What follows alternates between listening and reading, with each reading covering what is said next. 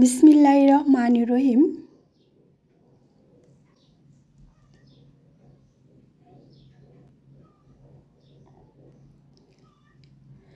স্বামী মানি হচ্ছে মাথার উপরে ছাদ, পায়ের নিচে থাকা মাটি।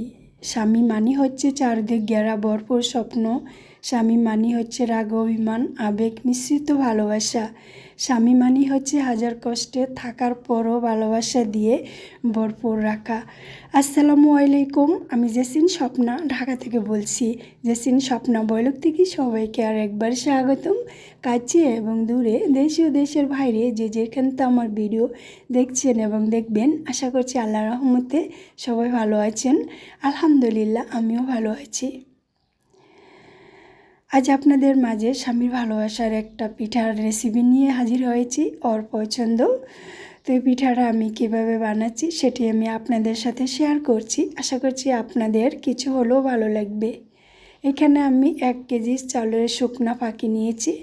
এটা নিয়ে আমি গরম পানি দিয়ে খুব সুন্দর করে সিদ্ধ করে নিয়েছি।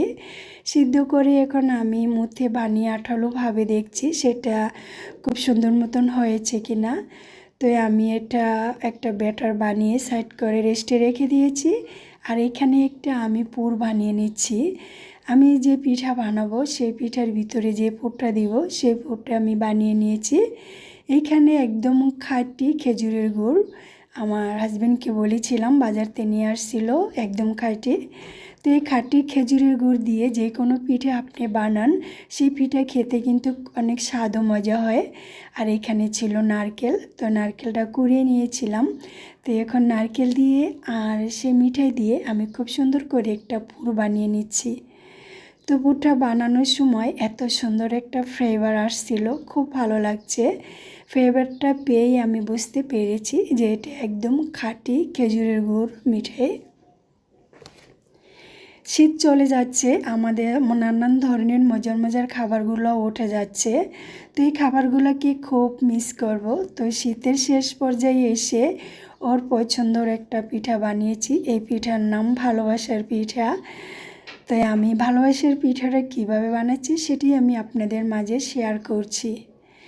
এই যে আমি চালের ফাঁকি দিয়ে একটা ব্যাটার বানিয়েছিলাম, সেই ব্যাটারটা আমি হাত দিয়ে চেপে চেপে আর এখন যে নারকেল আর মিঠে দিয়ে একটা পুর বানিয়েছিলাম সেটা ভিতরে দিয়ে দেখেন আমি কিভাবে পিঠা বানাচ্ছি। এটা আপনারা কুলি পিঠাও বলতে পারেন এবং ভালোবাসার পিঠাও বলতে পারেন। তো আমি ওর নাম দিয়েছি ভালোবাসার পিঠা, কারণ এটা আমার পিঠাটা আমার হাজব্যান্ড অনেক পছন্দ করে সেই জন্য। তাই আমি 2 হাত দিয়ে চেপে চেপে এটা ভিতরে আটকিয়ে দিচ্ছি যাতে এটা খুলে না যায়। আর 2 সাইড দিয়ে মুখটাকে আমি খুব সুন্দর করে মেরে দিয়েছি। তো দেখছেন খুব সহজে ঝামেলা ছাড়া কিভাবে আমি ওর পছন্দ ভালোবাসার পিঠাটা বানিয়ে নিয়েছি। এই পিঠাটা খেতে কিন্তু অসাধারণ অনেক মজা ও স্বাদ হয়। আর এই পিঠাটা কিভাবে খেতে হয় সেটাও আমি আপনাদের মাঝে শেয়ার করব। আপনাদের যদি আজকে আমার এই ভিডিও ভালো লাগে প্লিজ একটা লাইক দিবেন, একটা লাইক দিতে ভুলবেন না। প্রতিনিয়ত পুরানো কথা মনে করে দিতে হয়, কারণ আমার প্রিয় প্রিয় ভালোবাসার আপু ভাইয়ারা আছেন যারা ভালোবেসে ভিডিও দেখেন কিন্তু একটা লাইক দিতে ভুলে যান। প্লিজ দয়া করে একটা লাইক সবাই দিয়ে দিবেন। একটা লাইক দিতেই কিন্তু হাতে ব্যথা করে না আর টাকা পয়সা লাগে না। ভালোবেসে যদি ভিডিওটাই দেখতে পারেন আর একটা লাইক দিতে ভুল কোথায় সেটা বলেন, সবাই একটা লাইক দিয়ে দিবেন।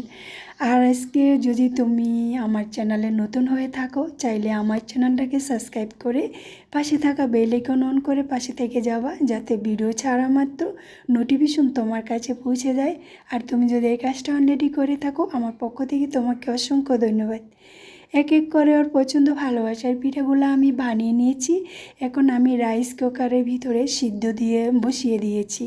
তো রাইস কুকারে এইভাবে পিঠা বানিয়ে সিদ্ধ করে নিলে সেই পিঠাগুলো অতি সহজ ও তাড়াতাড়ি সিদ্ধ করা হয়, কোনো ঝামেলা নেই, একদম ঝামেলা ও ভেজাল মুক্ত।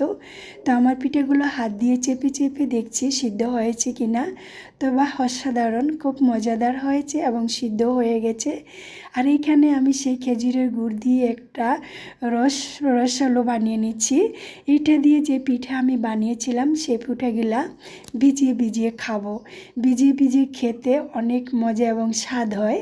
যারা খান নাই তাদেরকে মজার পিঠা অনুসরণ ও ভালোবাসার কথা বলে দিলাম, আপনারা একবার খেয়ে দেখবেন। আশা করছি আপনাদের কাছে অনেক ভালো লাগবে।